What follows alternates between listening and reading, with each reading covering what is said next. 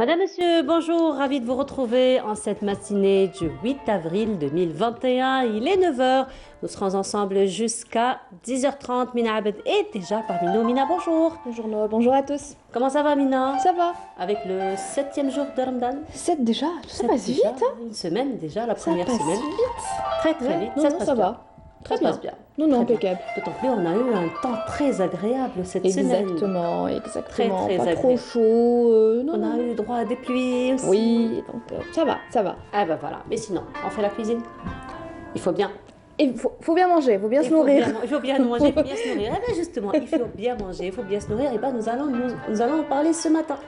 Et nous allons parler donc de ces régimes qui sont adaptés donc particulièrement aux personnes qui ont des maladies particulières telles que le diabète et l'hypertension. Ça doit pas être évident.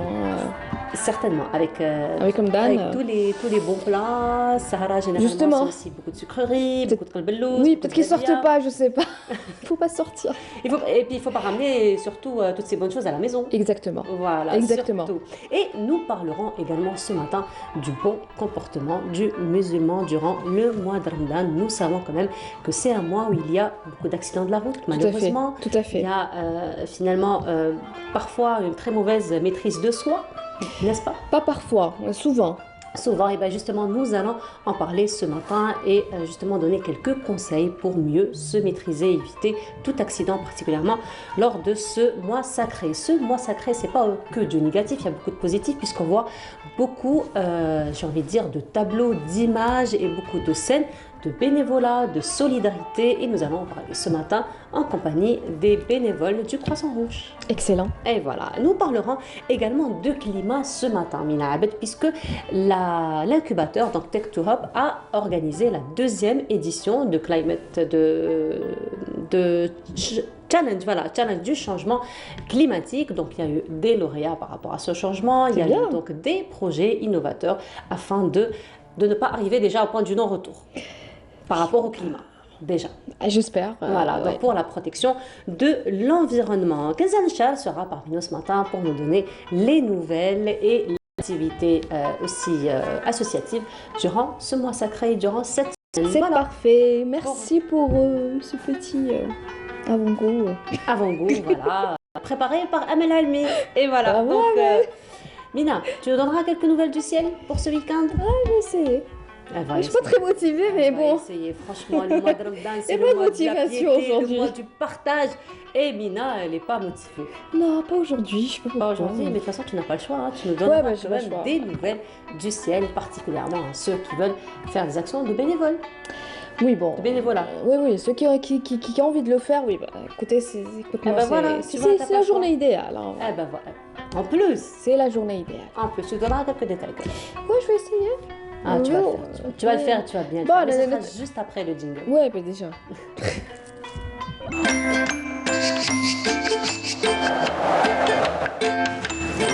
La météo vous est présentée par Mobilis.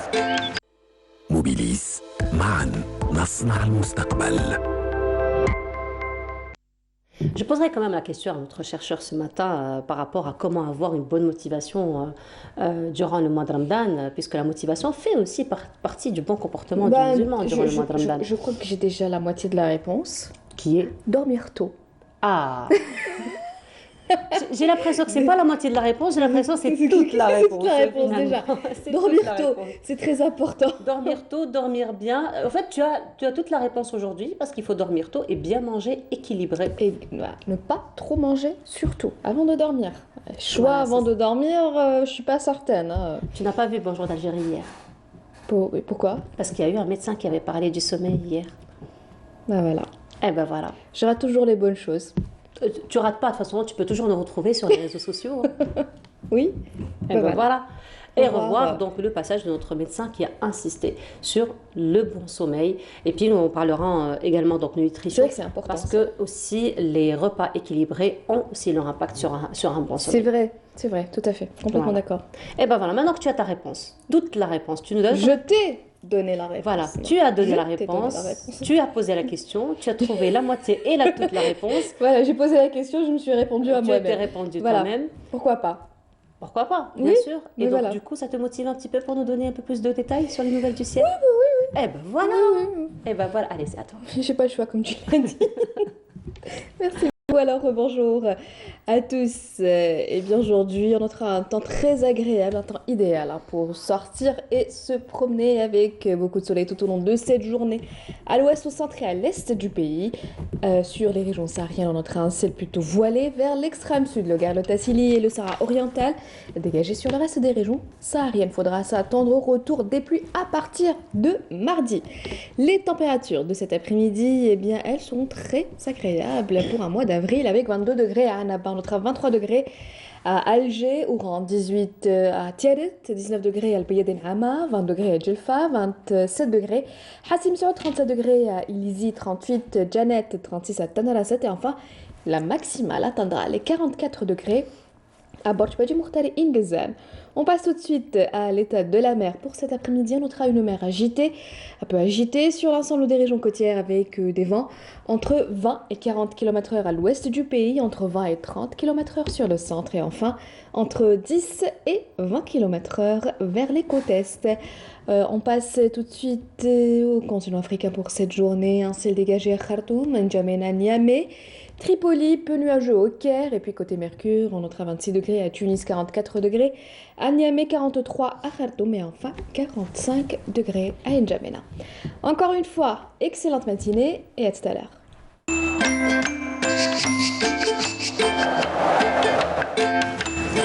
La météo vous est présentée par Mobilis. موبيليس معا نصنع المستقبل. Mina, Oui. tu sais, tu m'as fait rappeler quoi ce matin? Tu m'as fait rappeler quand on était petit au primaire, enfin, cursus scolaire, et que le meilleur de la classe ou la meilleure de la classe, tu dis ça va, t'as bien travaillé, on te dit non. Non, beaucoup. tu fais un walou, non? Ah ouais, Lou. Oui. Et quand il s'agit des résultats, bah, on explose. Bah, toi, c'est pareil ce matin. Non, je suis pas motivée. Ah, et j'explose. tout. Ah, Et non. puis, on explose l'antenne. Non, Voilà. mais c'est fait exprès. Tu m'as fait rappeler ça ce matin, en tout Non, cas. mais le nahit, là, Beaucoup il y a- d'énergie. Parce que- Ben voilà, hein, même les collègues, même les cadreurs sont d'accord avec moi. Beaucoup d'énergie, un beau sourire. Beaucoup d'énergie, Puis je de suis pas bonnes très nouvelles pour sûre. aujourd'hui. Beaucoup Bah, d'énergie, si, je suis pas à 100%, mais ça va. La perception n'est pas la même. Peut-être. Ben voilà, on te dit que J'ai fait tu des débordes efforts. d'énergie ce matin. C'est vrai? Oui, un beau sourire et puis de bonnes nouvelles. Non, mais du dès que je vais soleil, sortir un temps d'ici, ça agréable. va. Tu vas voir. Je vais En redevenir. attendant le ftar. Oui, en attendant le ftar, exactement. En attendant le ftar. Mina, merci beaucoup. Merci. En tout cas, pour ces Je nouvelles suis du sûre que ciel. tu le faisais aussi, donc. Hein, oui.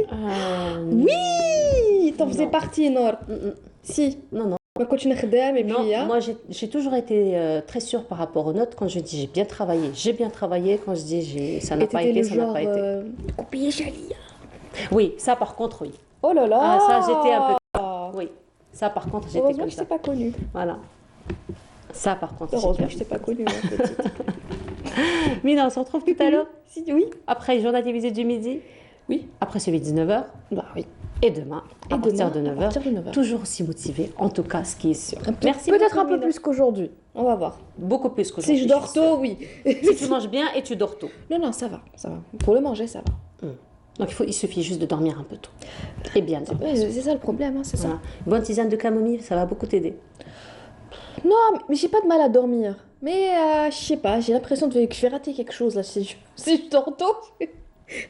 Oui, mais c'est comme Oui, ça. C'est l'énergie que tu vas rater. C'est comme ça. C'est Bah, l'énergie voilà. que tu vas rater. C'est Finalement. comme ça, j'ai l'impression que je vais rater quelque chose. Eh ben, c'est l'énergie que tu rates. Ouais, Finalement. tout à fait. Alors il faut dormir tôt pour rattraper ton énergie. Je vais essayer, Eh je ben, garantis rien, mais je vais essayer. On verra ça tout à l'heure et demain. Oui, Très bien, parfait. Merci beaucoup Mina. Merci. Allez, à tout à l'heure. Et cette fois-ci, on vous propose une chanson, ça va être une chanson religieuse qui nous sera interprétée par Mohamed Tarek et Mohamed Yassine et Mohamed Youssef, pardon. Salamun alayka ya Rasulullah. بك خير الخلق كلهم مولاي صل وسلم دائما أبدا على حبيبك خير الخلق كلهم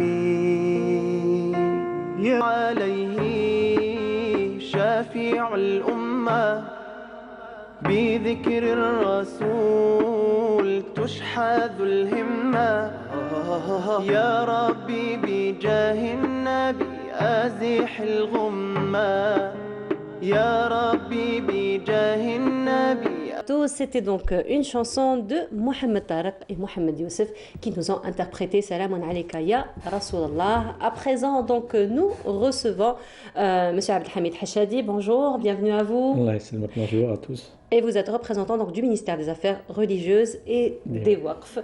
Et donc ce matin, donc, on en a parlé un petit peu la semaine dernière déjà à la veille du massacré, un petit peu de comment se préparer pour Ramadan, comment se préparer donc, à ce changement, on va dire, radical de mode de vie. Une semaine plus tard, donc c'est déjà la première semaine est écoulée, n'est-ce pas? Bien sûr, on est plein dedans, on est pratiquement dans cette pratique religieuse.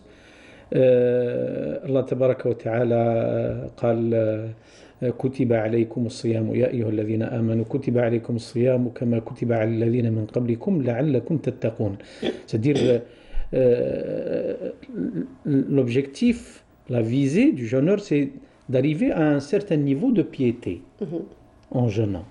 Et pour arriver à ce niveau, il faut savoir que le jeûne nous aide à nous contrôler, nous aide à élever notre niveau de patience et de maîtrise en soi de aussi. maîtrise en soi, bien sûr. C'est une autodiscipline, c'est-à-dire que la personne prend le contrôle de soi-même. Et c'est l'occasion pour le musulman de corriger beaucoup de comportements. Et là, le Nabi sallallahu alayhi wa sallam, il nous enseigne que as-siyam junnah, c'est-à-dire le jeûne est comme un bouclier, comme un bouclier pour un combattant. C'est-à-dire il nous préserve, il nous aide à éviter beaucoup de péchés, beaucoup de choses qui sont illicites dans l'islam. Allah tabaraka wa ta'ala nous a accordé ce moment de grâce qui est un moment assez particulier. Il faut savoir le saisir, il faut savoir en profiter. C'est comme les parents. On essaie de choisir le meilleur moment pour demander à nos parents ce qu'on veut. Oui. Parfois, c'est pas en rentrant du travail qu'on reçoit le papa et qu'on commence à faire des demandes qui sont un peu... C'est comme ça, pratiquement. Allah Azza wa Jalla, il est à l'écoute de ses serviteurs à tout moment. Allah tabaraka wa ta'ala, sami'un alim. On n'a pas besoin de crier, on n'a pas besoin on a besoin d'insister. Allah Azza wa Jalla yuhib al-ilhah. Donc, il faut choisir ce moment de grâce qui a été choisi par Allah Azza wa Jalla. C'est Allah Azza wa Jalla qui a pris la décision pour que ces moments-là sont profitables pour les musulmans. Alors, le jeûne, le mois de Ramadan est le meilleur moment. Il faut en profiter, il faut saisir cette occasion, il ne faut pas la rater, parce que Ramadan, il se peut que cette année, Allah Azza wa Jalla يقدرنا ensemble, on arrivera à terminer le mois, mais peut-être le mois prochain ne sera pas garanti. Ne sera pas garanti, bien sûr. Donc, d'ailleurs là, la comparaison est venue quand le Nabi alayhi salatu wa sallam a demandé Sahaba, à ses compagnons, qui est meilleur, celui qui est mort en martyr ou bien celui qui jeûne. Les compagnons du prophète sallallahu alayhi wa sallam ont aussitôt choisi le statut de shahid, le martyr.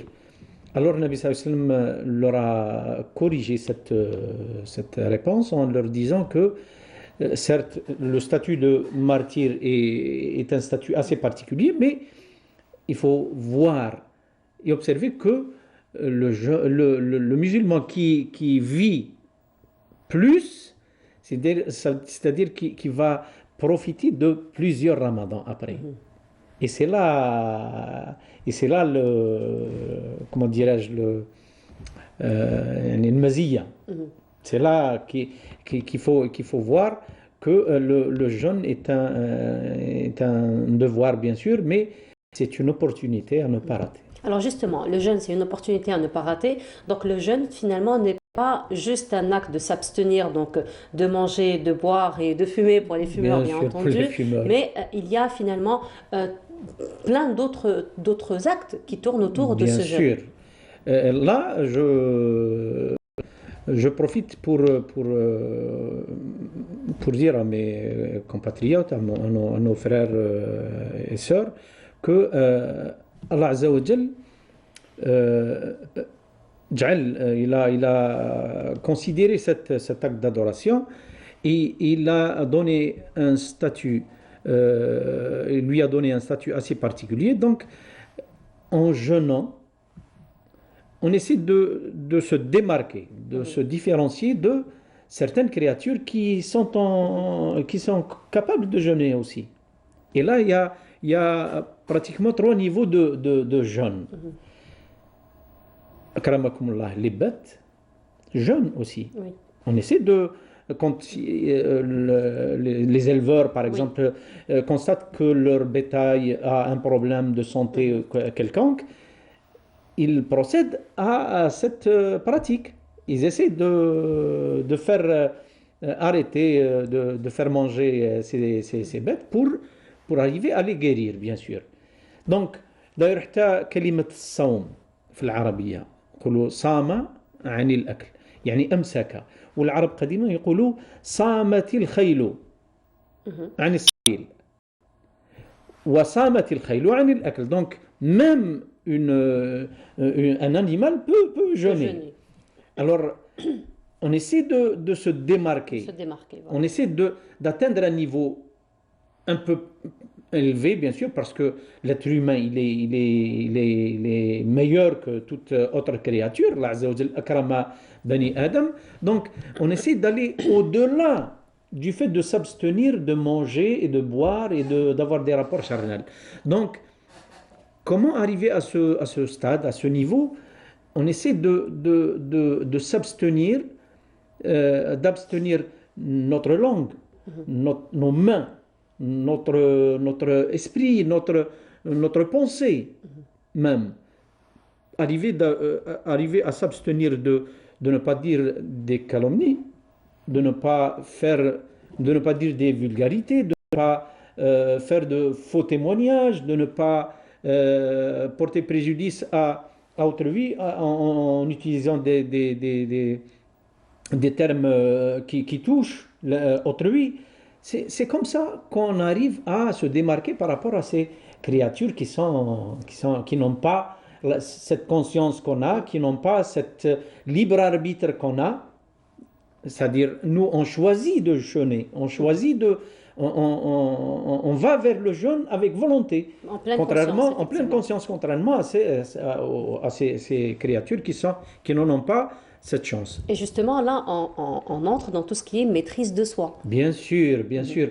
Allah tabaraka wa ta'ala. Excusez-moi, donc malheureusement, pendant le mois de Ramadan, heureusement que ce n'est pas, j'ai envie de dire, un acte général ou généralisé, mais il y a quand même une catégorie de personnes dans la société où on voit qu'on a du mal à se maîtriser.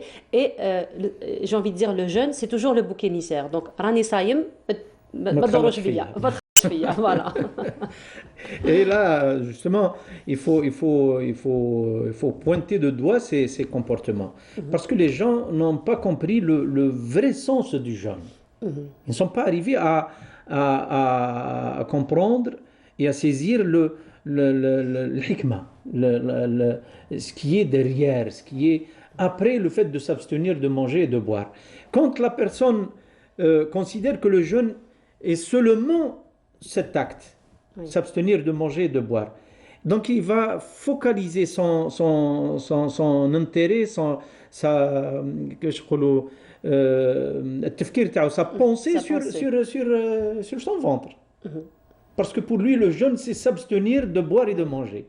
Donc, toute la journée, il est en train d'écouter, de ne penser qu'à cela. Par contre, celui qui donne ou qui arrive à comprendre et à saisir le vrai sens du jeûne, essaie d'aller au-delà cette retenue de soi-même. Arriver à ne pas faire du mal aux autres. Certaines personnes pensent avec leurs muscles. Oui. Et il suffit C'est encore plus dramatique. bien Encore, sûr, il suffit de les côtoyer un petit peu et d'essayer d'être en contact avec eux, et c'est la guerre. Donc, ceux qui pensent avec leurs muscles et qui sont dans ces situations de besoin, qu'ils soient fumeurs ou buveurs de café ou autres, et c'est une addiction l'occasion. particulière. Oui, une addiction particulière, bien sûr. Maintenant, on parle de l'addiction à l'Internet, bien sûr. Oui. C'est plus grave. C'est plus grave, effectivement. On trouve des gens en train de prendre leur téléphone ou leur PC pour des heures. Des heures et des heures, que ce soit dans la journée ou la soirée. C'est vrai que c'est un phénomène aussi qui se propage malheureusement au sûr. milieu des jeunes, Et- au milieu des enfants Mais aussi. bien sûr. Et si on essaie de les arrêter ou de leur faire un peu la morale, c'est la catastrophe. Et on trouve ce problème, on le vit avec nos enfants. C'est vraiment un grand problème. C'est vrai, un phénomène quand même qui prend de plus en plus d'ampleur. Il y a aussi un autre acte, d'ailleurs nous en parlions pendant que nous écoutions tout à l'heure la chanson de Mohamed Tarak et Mohamed Youssef, c'est un petit peu le moment du suhour. Donc il est vrai que beaucoup de personnes au moment du suhour, donc on mange de façon quand même un peu irréfléchie. C'est ce qui Abusif. se répercute aussi sur le comportement Sur le de la comportement journée, de la journée, bien sûr. والسحور, pensant bien faire. bien sûr. السحور سنة. Nabi Ali sallallahu alayhi wa sallam a fait la différence entre la nation musulmane et les autres nations avec le sahur. Et Nabi Ali sallallahu alayhi wa sallam, il a insisté, bien que ce n'est pas obligatoire, mais il a recommandé d'une façon surérogatoire, bien sûr, de prendre le sahur. Et là, certaines personnes pensent que prendre le sahur, c'est-à-dire manger au maximum. Essayer de faire le plein au maximum pour arriver à atteindre le Maghreb, bien sûr, yani de façon aisée. Alors que c'est le contraire. Il ne faut pas abuser, il ne faut pas manger beaucoup parce que ça va se répercuter d'une manière assez gênante après sahur. Et Particulièrement pour les personnes qui dorment après bien suhour sûr, aussi. surtout ceux qui, juste après le sahur, ils dorment. Alors, on le sait tous, dans notre table, il y a beaucoup de gras, beaucoup Oui. de sucre et beaucoup de choses qui sont vraiment nuisibles à la santé. Donc, il faut essayer de gérer ce moment. Et on parlait de la sunna du prophète sallallahu alayhi wa sallam qui se contentait de quelques dates. Nabi alayhi sallallahu alayhi wa sallam n'abusait pas, il ne mangeait pas beaucoup. Et croyez-moi, c'est cette pratique qui m'a vraiment fait du bien, personnellement. Et depuis depuis un certain temps, je me contente de cette date et d'un verre d'eau, uniquement. De toute façon, la date, c'est un aliment complet. Bien sûr, c'est un connu. aliment complet et ça donne beaucoup d'énergie pour subvenir aux activités de la journée et ça apaise, ça soulage l'estomac. Effectivement. Alors, vous dites cette date, donc C'est on le recommande nombre impair, sept- bien le sûr, nombre 5, impair. Donc, 7, il y a toute une 9. morale derrière Bien le sûr, nombre bien sûr. impair Nabi de sallallahu alayhi wa dates. sallam قال إن الله وتر يحب الوتر. C'est-à-dire, et même, je ne vais pas m'aventurer de parler dans le domaine de la médecine, mais je crois que certains médecins permettent aux diabétiques de prendre quelques dates et dans En nombre impair. en nombre impair, bien sûr. En nombre impair, effectivement. Bon, on aura peut-être un peu plus de détails avec Bien notre sûr, avec le nutritionniste. médecin, mais Voilà, avec notre je ne sais pas. nutritionniste. Donc, c'est ce que vous recommandez finalement, vraiment sûr. d'avoir des repas très légers Très lors du léger, suhour. C'est ce qui va aussi se répercuter sur le comportement de la le journée. comportement de la journée, bien sûr. Voilà, ben merci beaucoup à vous, Monsieur De rien. Hachadi, d'avoir Ouais, été c'est moi, parmi nous ce matin. Encore une fois, pour sensibiliser par rapport au comportement du musulman lors du mois de Ramadan, et pourquoi pas un comportement qu'on devrait aussi avoir tout au long de Bien sûr, l'année. toute l'année, bien Voilà, sûr. comme vous nous l'avez dit d'ailleurs la semaine dernière, le mois de Ramadan est l'occasion justement de se rééduquer pour l'année. Pour l'année. Pour bien l'année, sûr. voilà. Encore une fois, merci beaucoup De à vous, rien. Monsieur Abdelhamid Nice, Hachadi, merci d'avoir beaucoup. été parmi nous ce Sahaftorkom. matin et Sahaftork, Sahar Nice, Ramadan, encore nice. une fois. Et Shukran. nous allons rester avec le bon comportement, donc encore une fois, du musulman. Cette fois-ci, on va aller du côté d'Oran et c'est Sabrina Khalifi qui nous emmène. Comme chaque année, le monde musulman accueille le mois sacré de Ramadan, le mois de piété et de clémence, mais surtout le mois du jeûne, durant lequel le Coran a été révélé au prophète sallallahu alayhi wa sallam. Chaque ramadan, l'homme doit renouveler sa relation avec Dieu. Si vous accomplissez ce rite avec foi, Dieu pardonnera vos péchés. Ce mois est l'occasion pour faire du bien. Nous devons en profiter.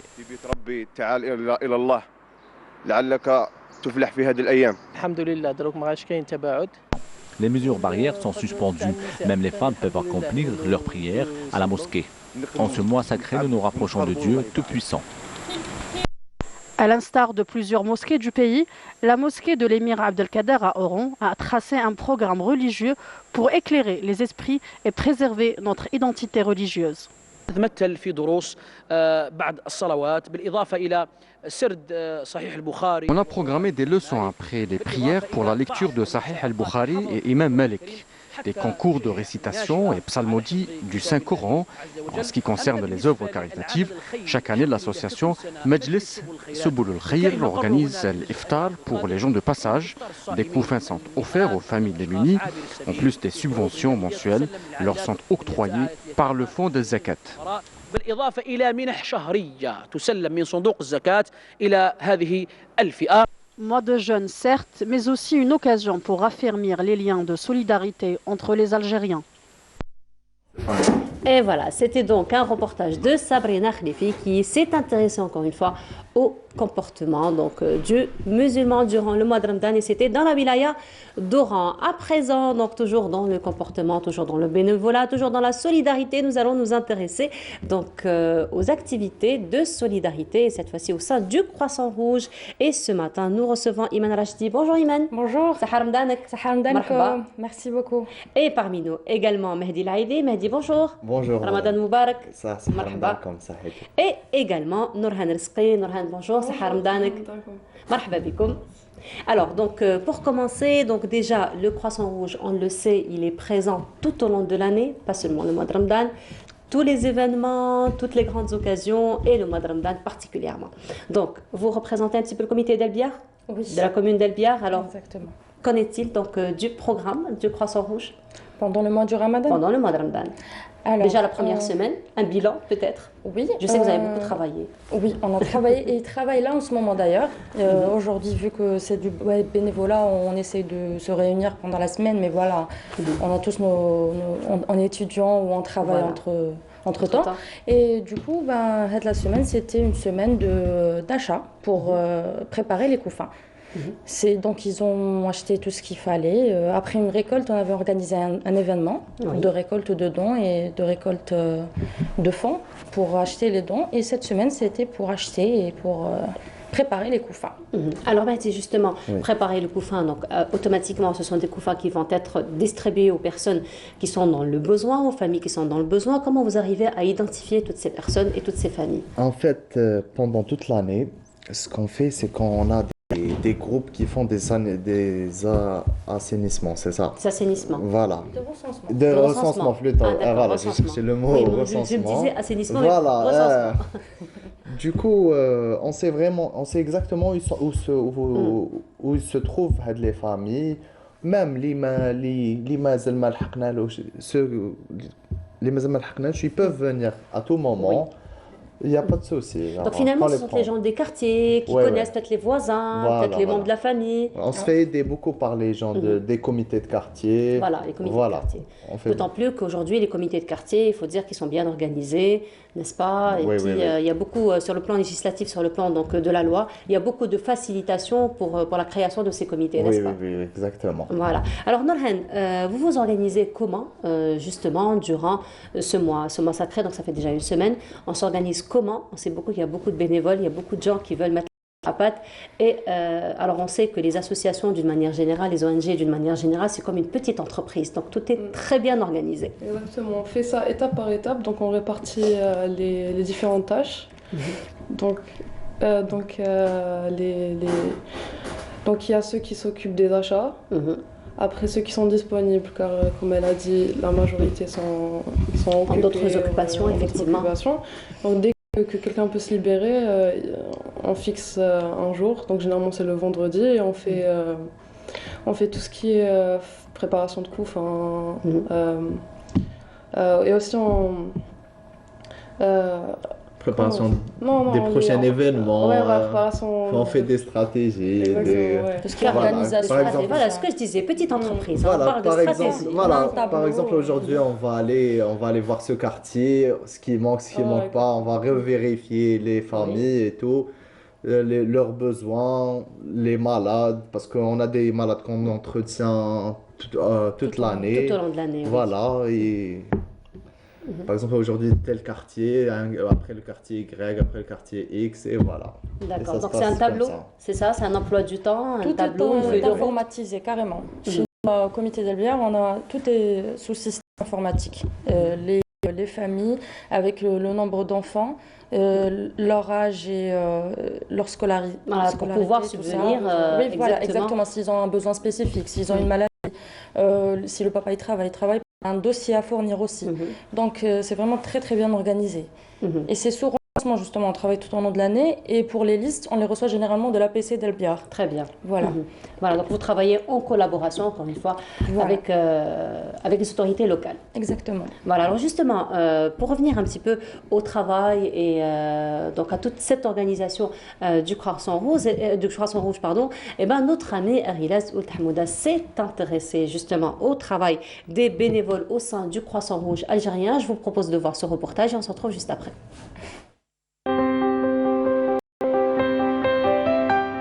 Volontaires et solidaires, ces bénévoles du Croissant Rouge algérien, section d'Elbiar, préparent en ce début du mois sacré du Ramadan des colis alimentaires destinés aux familles de cette commune qui vivent dans la précarité.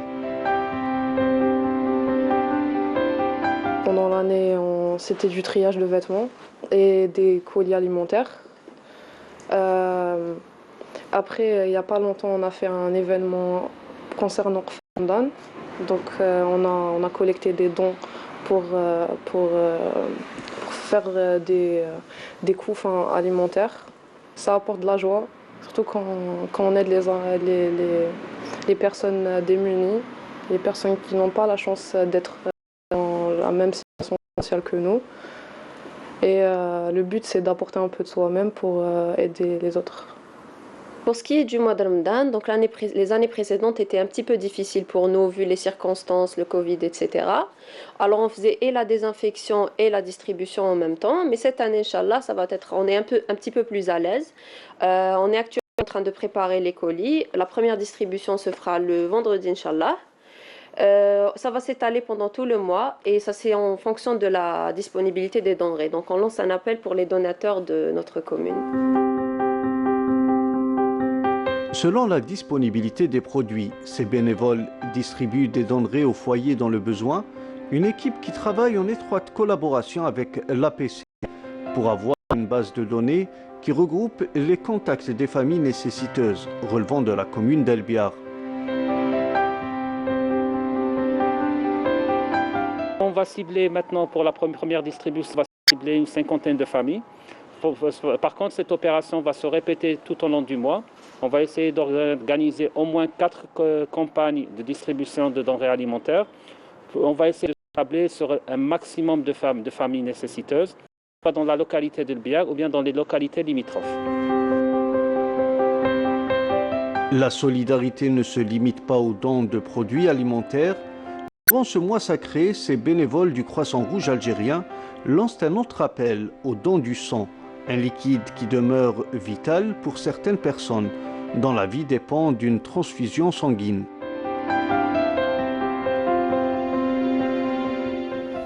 Et voilà, donc de retour sur le plateau, c'était donc un reportage de Ariles Ould Hamouda qui s'est intéressé aux activités des bénévoles du Croissant Rouge algérien, ici du comité d'Albiar. Alors justement, Imen, on parlait un petit peu de ces couffins que nous avons vus, que vous étiez en train de préparer. Donc il y en a beaucoup des familles qui sont dans le besoin, à qui vous distribuez un petit peu tous ces couffins.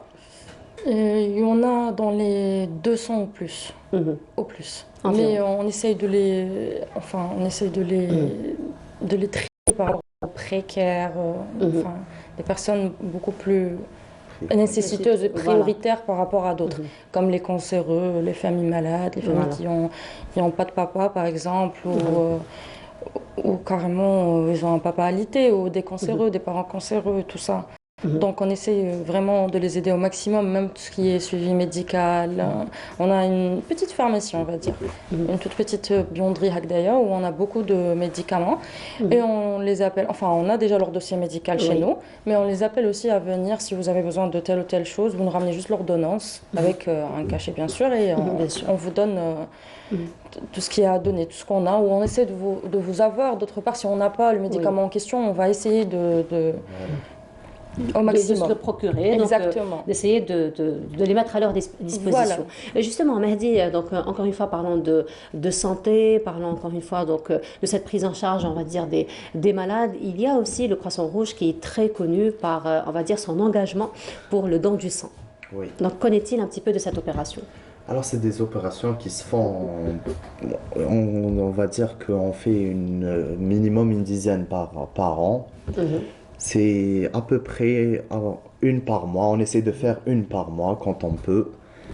Et voilà, on essaie de se déplacer en Flebière. Une fois, on vise pour sensibiliser. Et les gens, quand ils voient qu'à chaque fois on est là, alors regarde, on a des habitués. Ils sont habitués à venir chaque 3 mois, 4 mois. Ils sont habitués à venir. Ils donnent de leur sang. Ils ont même une voilà. carte de donateur. Ils ont une carte de donateur. Voilà. Les fidèles. Voilà, exactement. Voilà, mais sinon, Norhan, encore une fois, toujours dans la solidarité. Donc, il est vrai que beaucoup de bénévoles, donc on voit que vous êtes quand même tous jeunes, donc comme nous disait tout à l'heure Imen, des gens qui travaillent, enfin des jeunes qui travaillent, d'autres qui sont étudiants. Et justement, comment vous vous organisez, comment vous arrivez à faire un emploi du temps, donc entre vous, d'autant plus que vous n'êtes pas très nombreux parce que quand même le comité a été créé à peine une année. Donc on est tous en contact et dès qu'on fixe un jour où la majorité peut être présent et dès que quelqu'un peut se libérer d'autres jours, surtout quand on est en manque d'effectifs, il est le bienvenu à se déplacer au comité pour aider. Voilà, c'est l'occasion de lancer un appel pour avoir plus de bénévoles. Oui, du coup, ceux qui veulent se lancer dans le bénévolat, n'hésitez pas. Il n'y a pas de critères, pas nécessairement de critères. Il faut juste avoir le sourire. Exactement, voilà, et avoir de bonnes intentions. C'est ce que nous dit en tout cas Knezan Char à chaque fois si on a envie de faire du bénévolat. Règle numéro 1, c'est d'avoir un beau sourire. Voilà, et un bon moral, n'est-ce pas? Oui, surtout, faut être motivé. Et un peu de temps. Oui. Et un peu de temps. Et beaucoup d'engagement, surtout. Beaucoup d'engagement, parce que s'il y a un qui s'absente, c'est toute une désorganisation à votre niveau. Exactement. N'est-ce pas? Alors justement, Imen, dans ce sens, donc pour avoir de nouveaux bénévoles, il faut dire qu'il y a des gens que c'est la première fois, ils vont faire des actions de bénévolat, donc on sait même. C'est une caractéristique très ancrée chez les Algériens, hein, il faut le dire. Donc quand il y a comme ça des occasions, c'est tout le monde qui veut mettre la main à la pâte, c'est tout le monde qui veut aider comme il peut, avec ce qu'il peut. Donc comment se fait justement l'accueil de ces nouveaux bénévoles et l'orientation donc par rapport donc à une responsabilisation de tâches particulières? Alors, ce qui est du bénévolat lui-même, il faut savoir que le Croissant Rouge, c'est une OGN, mais pas seulement, on est aussi secouriste. Donc, ce gilet-là, c'est pas n'importe quel gilet. Vous voyez, c'est une grande responsabilité. Il faut que la personne soit vraiment briefée sur les principes du Croissant Rouge. Par exemple, si je peux dire, une personne qui porte un gilet de n'importe quelle association, il peut fumer, par exemple, avec leur gilet. Nous, on n'a pas le droit de fumer, on n'a pas le droit de se disputer, on n'a pas le droit de mal parler à des personnes avec ce gilet-là. Parce qu'on est secouriste. Très disciplinaire. Très disciplinaire, exactement. Donc oui, il n'y a pas de critères, on invite tout le monde à venir mettre la main à la pâte chez nous. Marhaba bihom. Mais par contre, il faut vraiment être briefé sur ce que tu portes là, c'est quelque chose. C'est quelque chose. Voilà, il faut bien le porter et bien le représenter. Exactement. Voilà, d'autant plus que nous sommes en face de personnes quand même qui sont nécessiteuses, en face de personnes qui ont besoin, donc effectivement d'un contact humain. Exactement. Il faut avoir la parole, il faut accepter toutes sortes de communautés. On est secouriste, donc on peut avoir contact avec des séropositifs, il faut avoir contact avec n'importe quelle communauté. Donc si tu n'es pas tolérant, voilà, vaut mieux que tu pèses la farine, marhaba bik. Il aura toujours une tâche à faire. Il aura toujours une tâche à faire, effectivement. Alors, mais sinon, comment ça se passe pour les dons? Les dons. Grosse question, ça. Voilà, exactement. Parce que c'est un nouveau comité, donc c'est pas tout le monde qui connaît. On n'a pas de sponsoring. Exactement. On a fait vraiment beaucoup de demandes de sponsoring, mais comme on n'est pas du domaine, c'est pas très bien organisé. Mais on a beaucoup de bénévoles qui sont très motivés. Ils veulent faire des formations. Comment faire une demande de sponsoring ou carrément un dossier de sponsoring pour pouvoir avoir un financement, justement. Parce que sans financement, on essaye de récolter entre nous, on essaye de faire des événements comme l'événement dernier. Il y a des personnes aussi qui font des dons. Oui, ils viennent chez nous au comité, ils viennent chez nous. Il y a des personnes qui se sont dit, voilà, comité El Bière, ils travaillent, on les voit souvent avec leur gilet, donc pourquoi pas? Pourquoi pas commencer par le comité le plus proche? Donc ils viennent et... Très bien, mais sinon, depuis que Ramadan a commencé, vous avez cuisiné? Moi, personnellement, non. On n'a pas le temps. On n'a pas le temps. Vite fait. Vite fait. Ça va, vous avez eu un peu le temps de cuisiner? Vite fait. Vraiment vite fait. Vite fait. Le week-end de 10 minutes, rapide. Voilà, le week-end Bourak, tout simplement. Alors justement, pour avoir quelques idées, pourquoi pas, parce que c'est vrai que Ramadan, aussi on manque d'idées en matière de cuisine. Et justement, Sophia Chouban s'est intéressée à quelques recettes. Vous le connaissez, l'ancien livre? Il y a un livre super ancien, c'est vraiment la légende en matière de recettes algériennes. Non.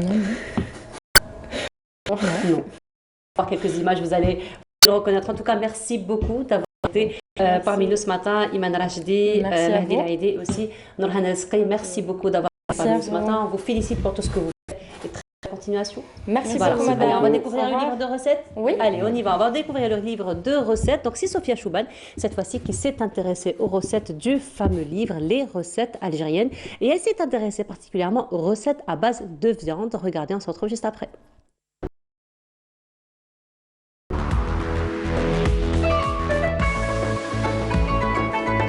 Il existe bien des façons de préparer la viande de mouton, de veau et de bœuf. Cette ne manque pas.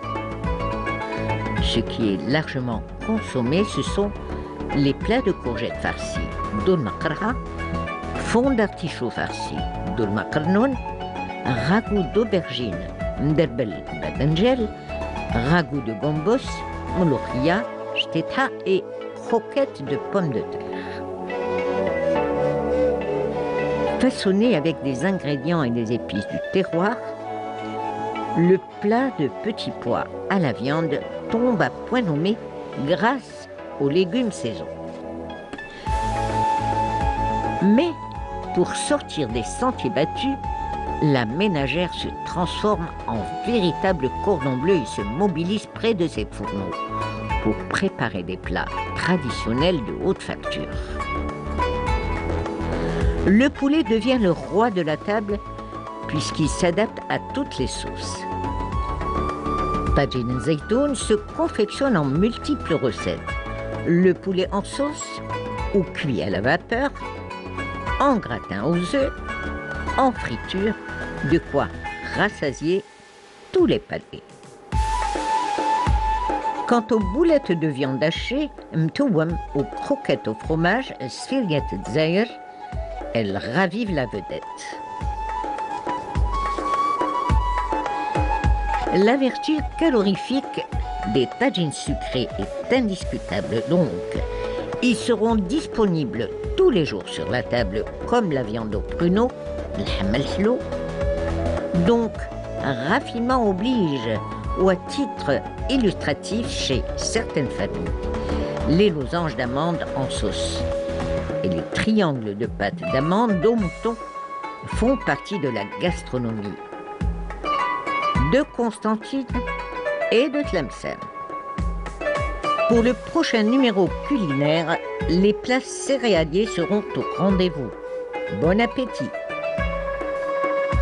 Voilà. Allez, de retour sur le plateau, c'était donc le livre de recettes algériennes et c'est Sofia Chouban qui s'est intéressée à quelques recettes à base de viande. Vous avez vu le hamlahlo d'ailleurs, et justement notre nutritionniste me disait à l'instant qu'elle prépare son hamlahlo autrement pour ne pas justement élever le sucre. Yasmine est parmi nous ce matin. Bonjour Yasmine. Bonjour. Comment ça va? Ça va, alhamdoulilah. Et vous? Ça va. Alors qu'en est-il pour les boissons sucrées?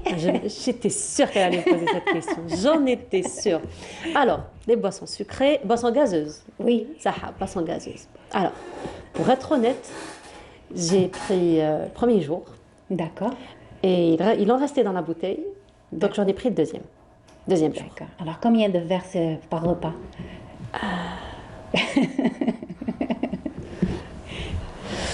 Alors, c'était... Question piège. C'était 2 verres. D'accord. 2 verres, un autre verre Sahara. Oh là là. Et puis, ce qui restait, c'était le lendemain. Et depuis, j'ai plus touché. Hein. Ah, ça va, d'accord. On est au 7e jour, quand même. Ah, très bien. Voilà. Merci. Très bien. Voilà, je fais des efforts. T'as litra. Et puis, c'était une bouteille d'1 litre. Hein. C'était pas une bouteille de 2 litres. Donc, ça va, j'ai fait des efforts quand même depuis. Oui. Voilà, bon, 6 mois, je garantis pas. Vous m'avez dit la dernière fois 6 mois, je garantis pas. Mais déjà, le fait de diminuer, c'est énorme. Ah, quand même, je suis une bonne élève. Hein. Oui. Ça va, j'arrive à être bonne élève. D'ici la fin du mois, peut-être on va l'arrêter. Hein. Je l'espère. Je l'espère bien. Voilà, je commence bien quand même. Voilà, un bon départ. Mais sinon, Yasmine, aujourd'hui, on va un petit peu parler, encore une fois, donc, de boissons gazeuses. On va encore une fois parler donc, de plats, de régime d'une manière générale, mais aux personnes donc, particulières. Donc, c'est vrai que le mois de Ramadan, on va dire, les personnes qui souffrent le plus sont ces personnes donc, qui sont malades, les diabétiques, les hypertendus, donc les cardiopathes aussi. Parce qu'il faut dire que la table est gagnée, qu'on le veuille ou non, c'est Ramadan. Et c'est vrai qu'on a que la personne est tchaha, les êtres humains. C'est vrai, c'est voilà. vrai. Donc alors, justement, comment on peut adapter notre menu pour pouvoir donc faire plaisir à tout le monde? À tout le monde, d'accord. Donc alors, comme on l'avait vu la dernière fois, on a dit que le jeûne c'était le meilleur moyen pour faire le nettoyage. Oui. Voilà, pour reposer notre tube digestif, pour faire le grand nettoyage. Donc, il faut profiter ce mois sacré pour justement faire le grand nettoyage, surtout pour les personnes qui présentent des maladies chroniques. Alors, parce que le jeûne en lui-même, il offre des conditions optimales pour une bonne guérison. Oui, effectivement. D'accord. Donc, il faudra éviter... Déjà, on ressent, hein, dès les premiers jours, on ressent que notre métabolisme, déjà, il s'adapte et il y a, j'ai envie de dire, un meilleur comportement du corps. Un confort, déjà. Un confort intestinal, beaucoup d'énergie. Oui. Voilà. Donc, par exemple, moi, ce que je conseille, c'est j'ai perdu le mot. Il n'y a pas de souci. Éviter les mauvaises habitudes alimentaires qu'on avait autrefois. Par exemple, une table bien garnie, sucreries, fritures, voilà, les remplacer par des aliments équilibrés, sains, tels que par exemple le shorba. Shorba, c'est un aliment qui est chaud, liquide. Riche en légumes, riche en minéraux, en vitamines, qu'elle soit à base de fric ou vermicelle, il n'y a pas de problème. Voilà, une personne diabétique, elle peut la prendre. La valeur nutritionnelle, donc elle reste toujours importante. Voilà. Et ce que je conseille aussi, c'est par exemple l'hmis. L'hmis, c'est riche en l'huile d'olive.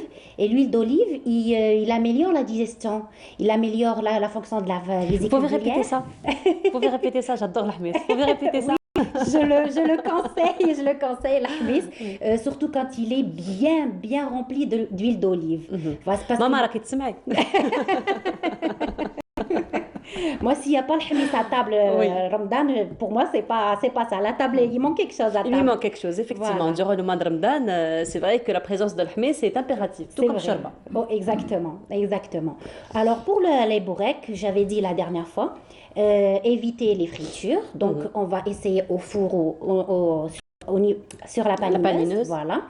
Je conseille aussi les salades. Beaucoup de salades variées, que ça soit crudité ou cuite, un mélange de légumes. C'est-à-dire, on va favoriser, revenir sur nos aliments à index glycémique bas, tels que légumes, fruits, les bonnes graisses, les protéines. Voilà, comme ça pour ne pas stimuler notre insuline. Voilà, comme ça le diabétique, il peut manger tranquillement et comme ça sa glycémie, elle reste bien équilibrée. Alors justement, Yasmine, durant l'iftar, donc les jours normaux, nous avons nos 3 repas par jour, voire 4. Donc si nous avons la collation donc, de l'après-midi, c'est au fait un rythme que nous pouvons très bien aussi respecter et garder pendant le mois de Ramadan, n'est-ce pas? Parce que donc, on va avoir la rupture du jeûne, manger un peu tard et puis alors justement, comment pouvoir équilibrer encore une fois ces 3 menus, particulièrement pour des personnes qui sont malades chroniques et qui ont encore besoin donc de prendre des médicaments. Très bien. Alors par exemple, pour ce qui est les diabétiques, les hypertendus et tout ça, bon, ils peuvent commencer à l'iftar, rupture du jeûne avec un verre d'eau, une date par exemple. Bon, ils peuvent aller faire leur prière et revenir, continuer leur repas, prendre leur soupe ou une sharba, tout ce qui est, c'est-à-dire le premier repas. Alors après, une fois qu'ils terminent leur repas, Sahara, ils peuvent prendre une collation, par exemple des fruits, des oléagineux, voilà, ou une recette de gâteau modéré, voilà, sans sucre. Alors justement, sans exagération. Sans sucre, justement, là, parce que pendant que nous regardions le reportage de Sofia Chouban qui s'est intéressée donc aux recettes algériennes à base de viande, nous avons vu le hamlahlo. Et vous m'avez dit que votre hamlahlo, vous ne le faites pas avec du sucre donc cristallisé comme on le fait tous, mais avec de la stevia. Voilà. Mais sinon, pour ce qui est, là encore, peut-être ça va être une petite recette que vous allez nous donner ou une astuce. Donc, mais j'imagine que ça ne va pas être les mêmes mesures, j'ai envie de dire. Le stevia, il a un pouvoir sucrant plus élevé que le sucre normal. D'accord. Donc il faut toujours diminuer. Voilà, toujours diminuer. Et je fais mon hamhlou avec le sucre stevia. Bon, je remplace le semen et la margarine par le beurre. Voilà, parce même que ça donne un bon goût, le beurre aussi. Oui, parce que on favorise plus les bonnes graisses. Voilà, donc il faut éviter les graisses transformées, les graisses hydrogénées. Voilà, donc il faut tout éviter. Remplacer par les bonnes graisses et manger sans remords. Sans remords. Sans remords. Voilà. Et les boissons aussi, on peut utiliser. Pas simplement. J'exagère. Les boissons, je vous ai dit, on peut aromatiser notre boisson. Bon, on prend de l'eau gazeuse avec un jus d'orange, du citron pressé. Voilà, ça peut donner un bon goût. Hein. Une fois, je l'ai fait à la maison. Mes enfants m'ont dit, maman, tu nous as acheté de l'orangina. Oh, c'est bien ça. Oui. Eh ben voilà. Donc, ça c'est une bonne. Ça c'est une très belle astuce, ça. C'est vraiment une très belle astuce. Très bien. Donc, on parlait encore une fois donc, de respecter un petit peu ce régime, mais il y a aussi, j'ai envie de dire, entre parenthèses, une autre catastrophe. Nous en parlions tout à l'heure en compagnie donc, de M. Hachadi, c'est suhour. Donc, suhour, on pense que si on mange beaucoup, si on boit beaucoup, ça va finalement nous protéger durant la journée. On ne va pas avoir le sentiment de la faim ou le sentiment de la soif. Finalement, ce sont des idées reçues. Oui. Alors, pour le suhour, ce que je conseille, d'ailleurs, même mes patients au cabinet, ce que je leur conseille, c'est de manger, par exemple, favoriser plus les protéines, parce que les protéines, ils ont un pouvoir de satiété. D'accord, protéines animales ou végétales? Peu importe. Que ce soit animal, végétal, des œufs, du fromage nature. Je leur conseille de mettre des cuillères de grains de chia, grains de lin. Voilà, c'est riche en oméga 3, c'est riche en protéines. Donc, il peut couvrir déjà une bonne partie de la matinée. Voilà. Je peux conseiller aussi des flocons d'avoine. Les flocons d'avoine, voilà, on fait bouillir dans du lait ou dans de l'eau.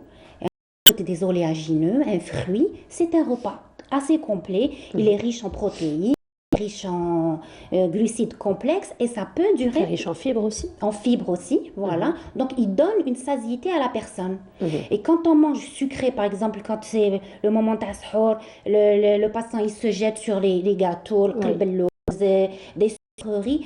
Plus on mange sucré, plus on a faim. Effectivement. Voilà. Parce que c'est quoi le truc? C'est quand on mange sucré, on stimule notre insuline. Quand il y a une augmentation du taux de l'insuline, juste après, il y a une baisse rapide. Et à ce moment-là, on ressent la faim. On est obligé de manger encore. Donc, si on voit la courbe, on va voir augmentation de l'insuline, baisse, augmentation, baisse. Tandis que si on mange des protéines, des lipides, on va avoir un taux d'insuline au repos.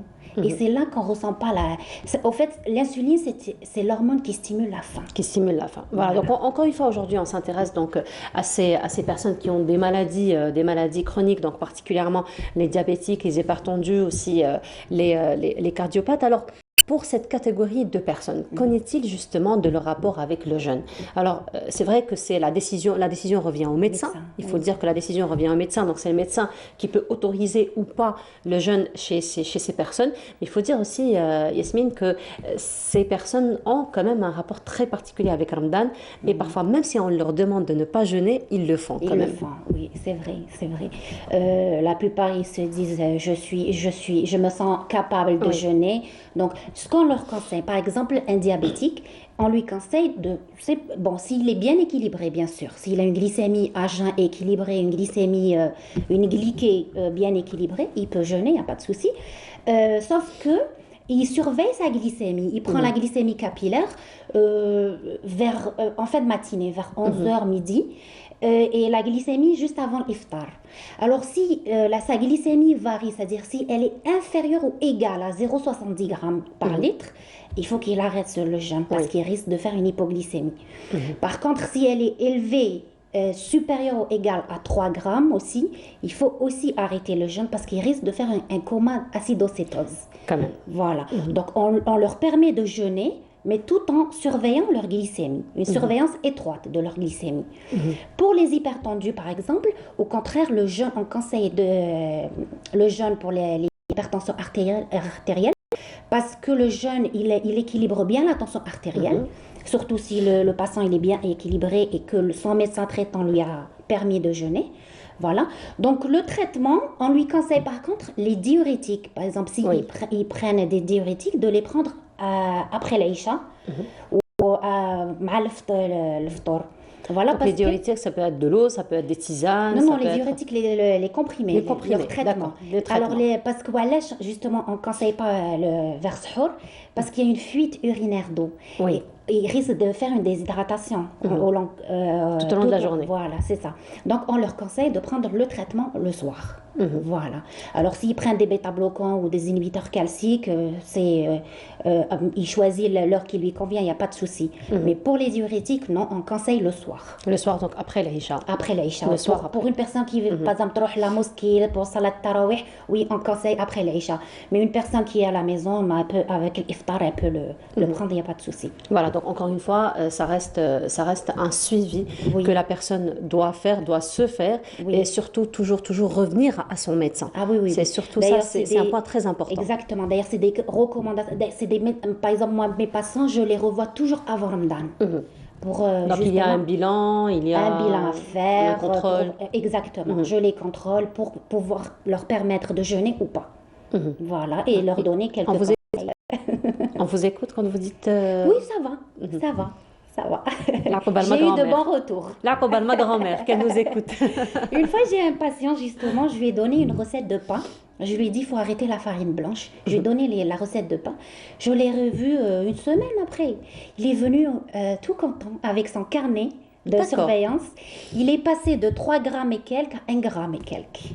Ah, c'était la joie, et pour lui, et pour moi. Eh ben oui, parce que ça va de votre réussite aussi, ça va un petit peu de votre travail, parce que finalement, en tant que médecin, on va dire, c'est ça la réussite, c'est vraiment de voir ces patients bien équilibrés. Voilà, c'est ça. Voilà. Notre objectif. Voilà, c'est l'objectif, effectivement. Donc, encore une fois, pour revenir à cette catégorie donc, de la société, donc les gens qui sont encore une fois malades, donc il est vrai que Sahara, c'est le sucre. C'est le sucre. C'est le sucre, parce que le mois de Ramadan, c'est vraiment le mois de la famille par excellence. C'est vraiment le mois où nous avons cette occasion de se retrouver tous autour de la table, chose qu'on ne fait pas forcément durant l'année. Donc chacun voilà, il est avec ses occupations. Mais il est vrai que Sahara, il y a toujours ces sucreries. Donc avec quoi on peut remplacer? Alors, on peut remplacer par exemple ces sucreries avec le sucre stevia. Je l'ai dit avant. C'est-à-dire les gâteaux, on peut les faire à base de sucre stevia. Voilà.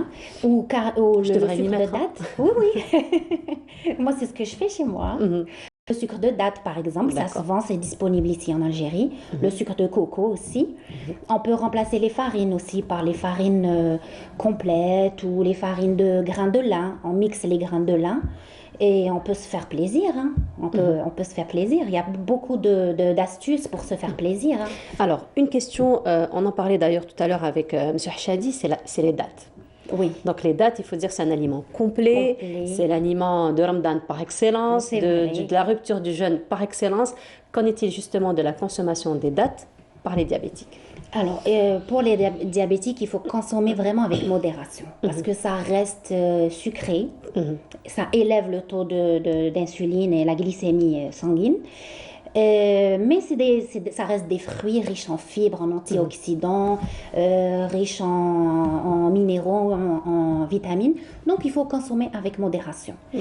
Moi, je préfère mieux que le patient diabétique consomme des dattes plutôt que du sucre blanc. Voilà, donc c'est pour ça qu'on conseille, on fait un conseil des gâteaux on remplace le sucre blanc par le sucre de date. Voilà, donc les dates quand même sont les bienvenus avec modération. Avec modération. Ceux qui sont en bonne santé? Oui, avec modération. Avec modération quand même, on reste avec modération. Plus que le diabétique, un peu plus que le diabétique. Avec modération aussi. Toujours avec modération. De toute façon, tout doit se prendre avec modération, même l'eau. Oui. Même l'eau, n'est-ce pas? Oui, c'est vrai. C'est vrai, parce qu'on consomme beaucoup d'eau, on fait de la rétention d'eau, on peut provoquer certaines maladies, on fait de l'œdème. Donc, même l'eau, il faut le consommer. C'est-à-dire, arriver à 2 litres au jour, c'est assez, c'est bon, c'est parfait. Voilà, répondre aux besoins du corps. Voilà, tout simplement. En tout cas, merci beaucoup d'avoir été parmi nous ce matin, Dr Yasmine Bengueddih. Merci encore une fois. On se revoit. Le plaisir est partagé. La prochaine fois que vous viendrez, je vous dirai, j'ai pas pris du tout de boisson gazeuse. Comme sur vous. J'ai fait de mon mieux. J'ai fait quand même des efforts. Oui, n'est-ce pas? Fière de vous. Ah, j'attendais que ça depuis tout à l'heure.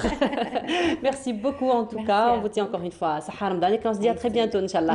Merci beaucoup et on continue. Et cette fois-ci, ça va être une balade à travers ces images qu'on vous propose et on se retrouve juste après.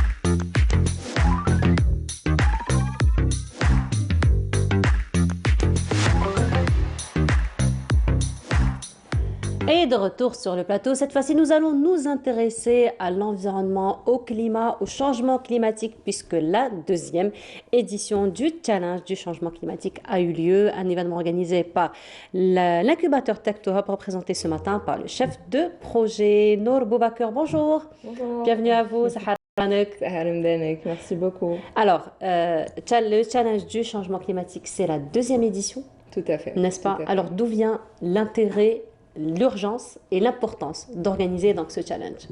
Alors, ce challenge, d'ailleurs, il s'appelle le Algeria Climate Change Challenge.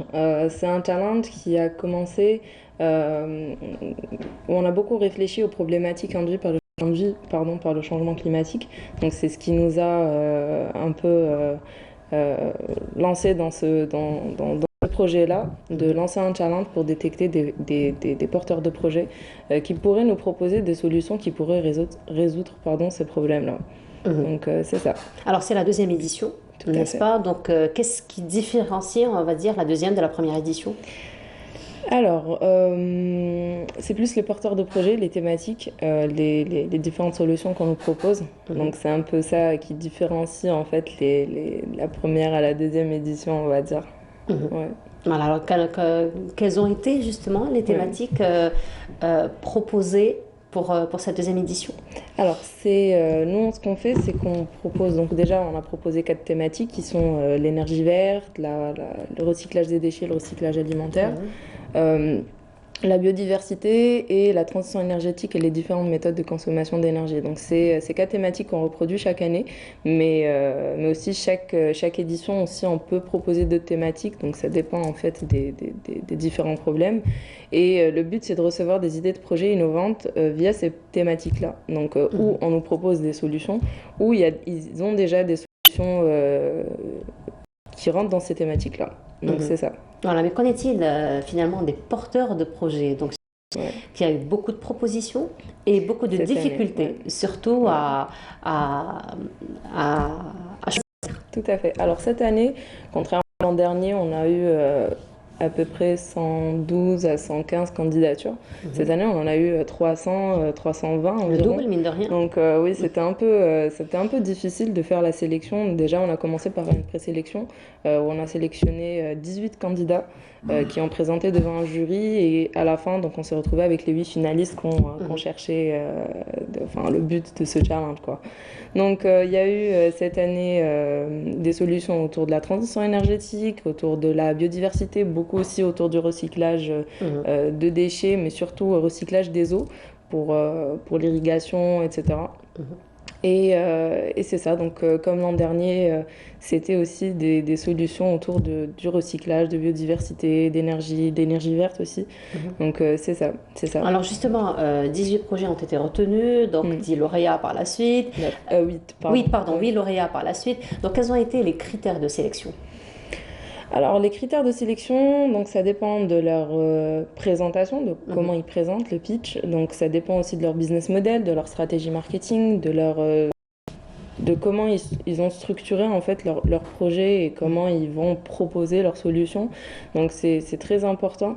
Et aussi ne pas être hors thématique ou hors catégorie. Donc c'est ça les principaux critères pour la sélection et la présélection aussi. Donc c'est comme ça qu'on a pu sélectionner les 4 finalistes et aussi le gagnant qui est le Ready for Invest du challenge. Voilà, alors pour ces finalistes, donc que va être finalement leur devenir? Parce qu'il va y avoir un encadrement par la suite. Tout à fait. Alors, on a eu 4 finalistes, donc nous on les sélectionne par... donc on a le Ready for Invest, qui est une jeune doctorante qui est au niveau de Tamna Lasset, qui s'appelle Nawal Ben Aïssa, donc qui propose en fait une solution de production de biogaz à base de déchets organiques. Donc en fait, Nawal est en phase de prototype et nous, ce qu'on fait, c'est que on va l'accompagner grâce aussi à la levée de fonds qu'on a reçue pour qu'elle puisse prototyper et créer son entreprise pendant ces 6 mois et voir possible aussi qu'elle soit incubée chez nous aussi, voire une année. Donc tout dépend de la durée. Voilà. Ensuite, tout dépend du projet. Ensuite, on a eu donc le Technology Innovation, donc qui est représenté par Aïcha Chabna, voilà, qui est une jeune de la wilaya de Batna. Donc, alors, on a eu des participants de différentes wilayas, vraiment de partout. Donc, Aïcha Chabna propose une structure sous forme de parapluie qui récolte l'eau des pluies et qui est utilisée pour l'irrigation. Voilà. Le troisième projet, c'est le Best Pitch, donc c'est le meilleur pitch, donc qui est une solution représentée par Sofiane Amroun, qui est un jeune étudiant qui propose en fait une solution de rechargement de batterie grâce à un hand spinner qui est placé derrière un powerbank. Donc c'est vraiment donc on a choisi vraiment des projets selon joindre l'utile à l'agréable. Voilà, exactement. C'est un peu le principe. Ouais. Et donc le quatrième projet qui est le favori du jury, donc c'est en fait une solution proposée par une start-up qui s'appelle Valecom. Donc la solution s'appelle Transstar, qui est représentée par Abdullah Bolas et qui propose en fait une solution de trouver des transporteurs de marchandises ou des transporteurs de transporteurs quoi, partout à tout moment. Voilà, donc c'est ça. Donc voilà. Grosso modo, voici les 4 lauréats et aussi leurs projets et à quoi ils ressemblent les projets exactement. Donc ça, c'est pour les 4 lauréats, mais sinon, pour les autres projets qui n'ont pas été sélectionnés, il faut dire que c'était des projets aussi très intéressants, qui est toujours innovateurs et qui proposent des solutions, encore une fois, pour ne pas arriver au point du non-retour, parce que si on continue comme ça, on va y arriver. Exactement. Et donc, pour ces projets-là, donc, est-ce qu'il y a quand même une réflexion qui est en train de se faire en ce moment pour les encadrer, pour les encourager, encore une fois, à développer leurs projets? Tout à fait, tout à fait. En fait, nous, avec l'incubateur, c'est qu'on reste ouvert non seulement à toute proposition, mais aussi... nous, de notre côté, on détecte ces porteurs de projets.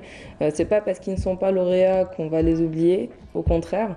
Donc, on a eu des projets quand même très, très innovants. On a eu des projets autour de l'énergie et la transition énergétique qui proposaient des bornes de rechargement alimentées par de l'énergie solaire. On a eu aussi du recyclage d'énergie, donc des torches des usines. Donc on a eu pas mal de projets là, de recyclage de bouteilles en plastique qui aident à construire aussi des murs et des maisons. Et on a eu aussi un système intelligent qui s'appelle Smart Wi-Fi qui en fait aide à l'irrigation intelligente. Donc c'est des projets innovants. C'est comme l'an dernier aussi, on a eu ce genre de projet, du biocharbon à base de déchets, on a eu pas mal du biogaz aussi, à base de déchets en plastique, plus précisément. Donc c'est beaucoup plus complexe. Donc on a eu ce genre de projet, ce genre d'idées qu'on n'oublie pas et qu'on accompagne aussi toujours. Donc on reste ouvert donc, pour ces personnes-là. Donc comme on leur dit, donc, ils font partie de notre famille maintenant, une fois qu'ils sont venus vers nous. Donc c'est ça. Voilà. Ça. Alors il faut dire, Nour, que l'incubateur Tech to Hub est déjà présent dans 3 wilayas. C'est ça, Alger, Bel Abbès et aussi Béchar. Tout à fait. Mais Béchar, il y a aussi un projet très intéressant que vous avez lancé. C'est un autre terrain que vous avez mis à la disposition donc, de tous ceux qui veulent expérimenter de nouvelles expériences.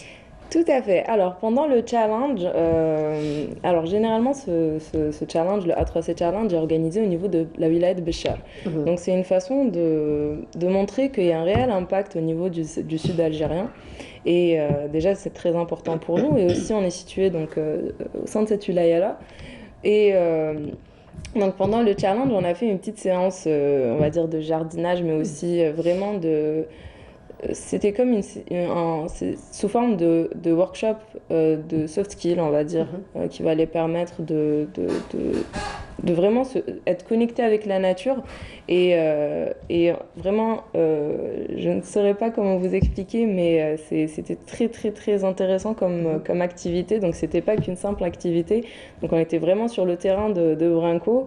Donc on a planté des arbres grâce à un jardinier d'ailleurs qu'on remercie beaucoup, donc c'est quelqu'un qu'on connaît bien et qu'on estime beaucoup, avec les participants, donc avec les huit équipes. Voilà, donc c'est quand même une activité très importante, être connecté avec la terre, avec la nature, avec les plantes, avec l'eau aussi. Donc c'était très intéressant comme activité, ouais. Voilà, c'est la 2e édition, la 3e. L'an dernier, l'an prochain. Pardon, l'an prochain. Non, l'an dernier, on était déjà à la première. L'an prochain, Inch'Allah. Voilà, donc toujours donc un challenge pour le changement climatique, pour sauver, on va dire, l'environnement. Voilà, en tout cas, merci beaucoup, Nour, d'avoir été parmi nous ce matin. Donc, Nour Boubacar, vous êtes chef de projet de l'incubateur incubateur Tech to Hub et chef de projet aussi de ce challenge du changement climatique. Merci encore une fois d'avoir été parmi nous ce matin. Vous nous avez emmenés à Béchar et on va y rester quelques instants. Et d'ailleurs, on va lancer un second challenge autour de la sécurité alimentaire. Donc c'est dans un mois environ qui va se dérouler. Donc l'appel à candidature, ça sera dans pas longtemps aussi. Donc on est toujours sur cette optique de recyclage, de sécurité alimentaire, de sécurité du climat, etc. Voilà. Finalement, on ne va pas attendre l'année prochaine. Pour un second, c'est dans quelques jours. Et voilà, effectivement. On vous souhaite une très belle réussite, en tout cas dans ce que vous allez entreprendre, d'autant plus que ce sont quand même des initiatives qui ont un impact, on va dire, sociétal, qui répond encore une fois aux besoins de la société. Merci encore une fois. Donc, vous nous avez emmenés à Béchar. Nous allons rester quelques instants à Béchar puisque nous allons découvrir des femmes artisanes. D'ailleurs, il y en a beaucoup dans la localité avec qui on peut d'ailleurs travailler pour la sécurité alimentaire. Tout à fait. Voilà, ce sont d'excellentes économes, il faut le dire. Et excellentes recycleuses d'ailleurs. Voilà. Alors, je vous propose de voir ce reportage donc, qui s'intéresse aux femmes artisanes. On va se retrouver pour la dernière station de cette matinée en compagnie de notre ami Kanzan Chara tout de suite. Le mois sacré de Ramadan est l'occasion pour les femmes au foyer à Béchar de mettre en évidence leur savoir et commercialiser leurs produits au marché de solidarité de la région. Pain, mets traditionnels et confiseries, il y en a pour tous les goûts. Nous avons installé ce stand au début du mois de Ramadan avec l'aide de la direction de l'action sociale. Je mets en vente des mets et des confiseries traditionnelles que nous. La direction de l'action sociale nous a consacré ce lieu pour vendre nos produits. C'est une bonne chose. J'ai eu beaucoup de clients aujourd'hui. La direction de l'action sociale a même contribué à l'achat des ingrédients nécessaires à la préparation de ce pain. Une première expérience qui permettra de promouvoir les produits locaux et par là même d'encourager cette frange de la société.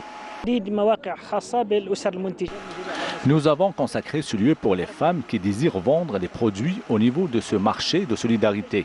Le but est de permettre à ces femmes de contribuer à l'économie locale. Je profite de l'occasion pour appeler toutes les femmes au foyer à nous rejoindre et de ramener avec elles les produits qu'elles désirent commercialiser. Que cela soit du pain ou n'importe quel autre produit local, nos portes sont ouvertes. Une occasion pour ces femmes de promouvoir les produits de la Saoura, mais aussi de contribuer à l'économie locale.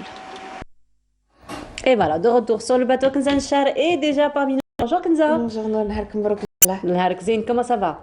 Ça se passe bien? Ouais, ça va. On a fait connaissance avec papa et maman et... Tout à fait. Enfin. Ah oui, alhamdoulilah, c'est un bonheur. Alors, si je pose cette question, c'est parce que tout simplement, Kanzan Char n'a pas vu ses parents le mois de Ramadan depuis 2016. Enfin, c'est-à-dire le premier jour du mois de Ramadan, depuis 2016. Depuis 2016. Ouais, je ne l'ai pas passé. Et cette année, valable pas que pour moi, hein, pour toute l'équipe de la fondation Nesl Khair. En tout cas, félicitations pour tout ce que vous faites. C'est le plus important, effectivement. Alors, toujours avec l'actualité associative, Kanza. Tout à fait, mais là, je parlerai. Donc, la fois passée, nous avions parlé de comment est-ce qu'on peut contribuer dans les activités, enfin, comment est-ce qu'on peut participer aux activités du volontariat. Et là, et aussi, donc, parmi les manières, c'est aussi de faire don de soi et surtout de son savoir. Et pour ça, là, aujourd'hui, on va se concentrer sur justement cette façon de faire du volontariat à travers les réseaux sociaux. Et donc là, pour aujourd'hui, je reviendrai sur 3 différentes initiatives, 3 jeunes qui partagent leur savoir à travers les réseaux sociaux. Parce qu'il faut savoir qu'actuellement, chose qui est très importante sur les réseaux sociaux, les personnes qui sont actives sur les réseaux sociaux, c'est une responsabilité parce qu'il y a une communauté qui les suit. Donc quand on parle de communauté, on ne parle pas que d'enfants, on parle de jeunes, on parle d'adultes, on parle de l'opinion publique, tout à fait. On parle de crédibilité. Crédibilité aussi. De fake news, on parle de bonnes informations, mauvaises informations. Et pour ça, donc là, je vais partager avec vous 3 comptes que vous pouvez suivre d'ailleurs durant le Ramadan, parce que c'est par rapport au Ramadan. Par exemple, on a Keltoum Atayeb, c'est une jeune femme. évidemment, qui a fait du volontariat, qui a fait partie d'associations professionnelles, donc qui faisait partie de qui a déjà une expérience dans la petite entreprise. Exactement, tout à fait. Et donc là, justement, en grandissant, elle s'est créée son propre avenir, et des gens sont présents et son avenir. Donc elle qui maîtrise très très bien l'anglais, qu'est-ce qu'elle fait? Elle partage l'anglais, la langue, avec sa communauté. Mais ce qu'elle fait, chose qui est God bless you, donc c'est comme ça qu'on dit en anglais. Donc ce qu'elle fait, ce qui est original... Thank you. Et donc ce qu'elle fait, Keltoum, donc à travers son compte Instagram, que vous pouvez la suivre, qui s'appelle Kesh English, c'est c'est très drôle ce qu'elle fait. Elle est très drôle, ça c'est un principe. Elle utilise Derja. Voilà, parce que ça parle des expressions qu'on utilise quotidiennement. Et surtout, elle partage son quotidien. Et d'ailleurs, ce qu'elle a fait hier, donc elle a partagé une vidéo sur son compte Instagram de, par exemple, comment on appelle les épices en anglais. Et donc, elle est très pédagogue déjà parce qu'elle est professeure d'anglais, donc ça c'est important, donc on peut faire confiance à ce qu'elle nous dit, parce qu'elle est déjà professeure d'anglais. Donc elle a les outils pédagogiques les outils pédagogiques elle a justement de la langue, mais ce qui est intéressant, c'est qu'elle a cet aspect de valorisation de notre patrimoine, voilà, les choses qu'on fait tous les jours avec notre famille, et là, elle nous les fait vivre en anglais. Donc voilà, elle partage, c'est-à-dire même aujourd'hui, vous allez voir sur son compte, elle a partagé la vidéo de comment ce qu'on appelle les épices en anglais, mais par exemple, en cuisinant chez elle était en train de partager son quotidien, comment on cuisine, chaque aliment, comment on l'appelle, et ça c'est très intéressant, c'est-à-dire c'est du contenu utile. C'est vrai que là actuellement on a besoin de recettes, c'est tout le monde qui va vers les recettes de cuisine et ça à cause de Ramadan, mais le voir en anglais c'est encore plus intéressant. Voilà, donc on lui souhaite tout le succès. Keltoum a beaucoup de projets à l'avenir, dont créer une école, et voilà, donc c'est très intéressant ce qu'elle propose comme contenu. Donc je vous encourage vivement à aller la suivre sur son compte Instagram Kesh English. Voilà. Aussi, donc pour une autre initiative d'un autre jeune, Ryan. Donc son compte Instagram s'appelle The Art Nerd. Donc ce qui fait la particularité, je l'ai connu. Ce jeune-là, je l'ai connu, il était très très jeune. À partir il a grandi. Oui, voilà, tout à fait.